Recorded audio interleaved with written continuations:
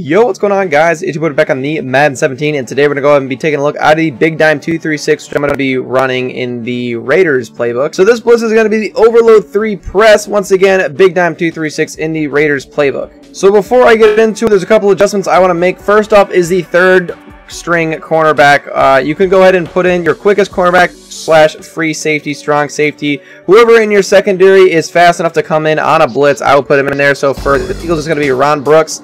I also would suggest putting in a decent strong safety. That's who you're going to choose to be using, because you're either going to use the position, which is the backup strong safety in your depth charts, or this guy right here, or your starter middle linebacker. So make sure that one of these two guys is someone you want to use her. I do both because I use her a different person depending on what the formation I'm going up against is. And then down here on the defensive line, and make sure that this guy is a decent linebacker with some alright zone coverage, but is also able to contain the edge because he's going to be on the edge. So I put in like Nigel Bradham. He's someone who's good in coverage, but he can also play the run if he has to play the run. And then these three guys right here are going to be blitzing no matter what, so make sure that these guys are going to be able to blitz. So after we got all that done, Big Dime 236, Raiders playbook, Overload 3 press. So the way I set this blitz up is I base the line by hitting Y or triangle and then a right on the D-pad. And then I pinch my defensive line by hitting left on the D-pad, down on the D-pad. I crash to the outside, left on the D-pad, up on the right stick. Press my coverage, Y or triangle, down on the D-pad.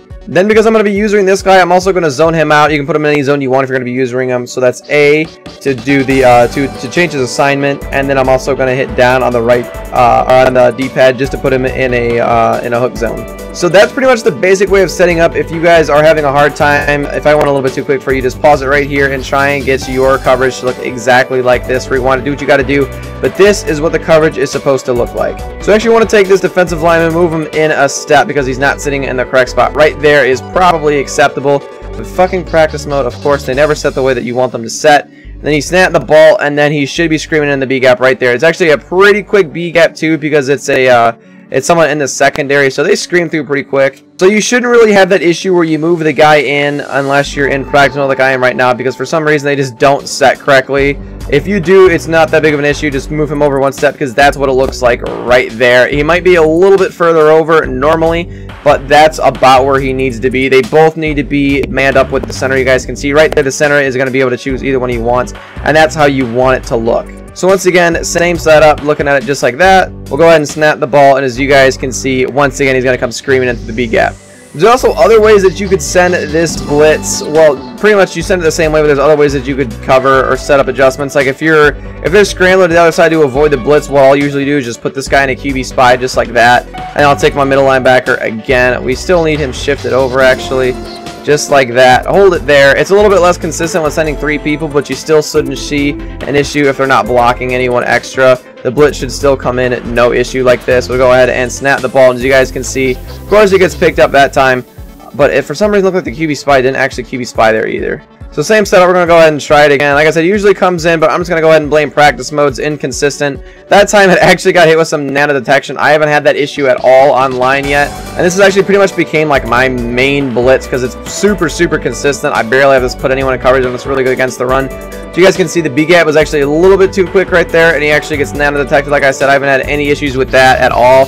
And the players I use in MUT are actually quicker, and I haven't had any issues with nano detection. So once again, the same setup, but this time we're actually going to take the strong safety, move him down. God, why do I hate the way that they set practice mode. But we're going to take the strong safety and move him down. Same setup though, base the line, pinch the defensive line, crash to the outside, and then press your coverage. Take the strong safety, hover right over the center, hold LT. Of course I was a little bit too close, but he's still going to come in. It was pretty glitchy right there. He went through Travis Fredericks, but the blitz still comes in no matter which man you safety, or no matter which user you take. As long as you're hovered over that middle spot and this guy is standing there, you should be fine. Another thing that you could do is if you want to do like maybe a cover 4 or something, then you could take him and man him out over there like this. And if you want to move like your strong safety in, and then you get more of like a cover 4, which is going to protect the middle a little bit more, you could do something like that. Or you could take your safety actually and cross man him up with like the slot receiver or something if you want, and then you just have the middle zone to cover yourself.